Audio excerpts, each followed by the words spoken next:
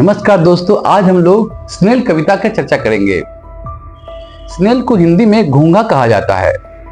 कवि William copper ने अपनी कविता द स्नेल में एक स्नेल के निजी जीवन की खोज की है।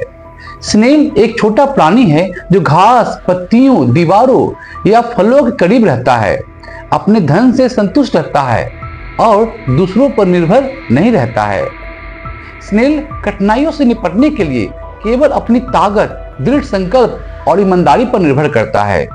पूरी कविता स्नेल और उसके जीवन संघर्षों के साथ साथ उसके महान पर्सनालिटी के बारे में, उसके महान व्यक्तित्व के बारे में है। अब हम लोग कवि की चर्चा करते हैं।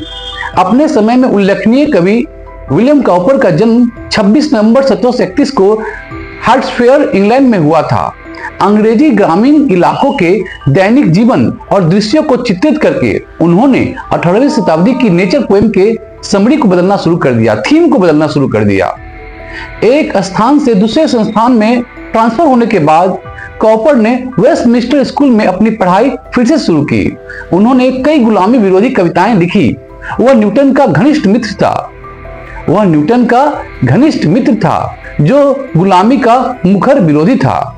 इस कविता में कवि सुझाव देता है कि स्नेल उस भीड़ में से नहीं है जो हमेशा की तरह अपना जीवन व्यतीत करते हुए दूसरों के साथ संवाद करने में, कम्युनिकेशन करने में निडर है। इसके बजाय स्नेल अकेले ही चीजों को सुलझाने में माहिर है। स्नेल बेघर नहीं है, होमलेस नहीं है, उसका अपना घर है जो न केवल उसे आराम देता है बल्कि जबरदस्त शक्ति और आजादी का भी प्रतीक है। स्नेल एक मिलनसार प्राणी है जो अत्यधिक सक्रिय एक्टिव भी होता है, एक्टिव भी रहता है। नरेटर उसे करीब से देख रहे हैं, कवि उसे करीब से देख रहे हैं और मानवता के लिए पर्याप्त इंस्पिरेशन, प्रेरणा के रूप में उसके व्यवहार का स्टडी भी कर रहे हैं।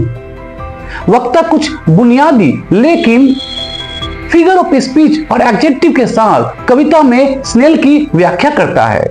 कवि कॉपर के अनुसार स्नेल जहां चाहे वहां रहता है और गिरने से नहीं डरता। स्नेल का खोल उसे सुरक्षित रखने के लिए पर्याप्त है, जो आत्मविश्वास और आत्मनिर्भरता का संकेत देता है। कवि कहते हैं कि यदि आप उसके सींगों को थोड़ा सा भी छूते हैं, टच करते हैं, तो उसकी आत्म संग्रह शक्ति इतनी मजबूत होती है कि वह अपने निवास के भीतर ही पीछे हट जाती है, अपने घर में वापस चली जाती है, जिससे उसका क्रोध बढ़ जाता है। कॉपर का कहना है कि स्नेल जहां भी चाहे जाता है, अकेले रहता है। स्नेल के पास अपने अलावा और कोई संपत्ति नहीं है और कोई धन नहीं है। वह अपना इकलौता संपूर्ण खजाना होने से संतुष्ट है, खुश है, सेटिस्फाइड है। दोस्तों, तो आज हम लोग डिस्कस किए स्नेल कविता के बारे में, उसके समरी के बारे में। आशा करता हूँ ये वीडियो आपको पसंद आया होगा। हमारे चैनल को सब्सक्राइब कीजिए और इसे फॉलो और लाइक भी कीजिए। नमस्कार, धन्यवाद।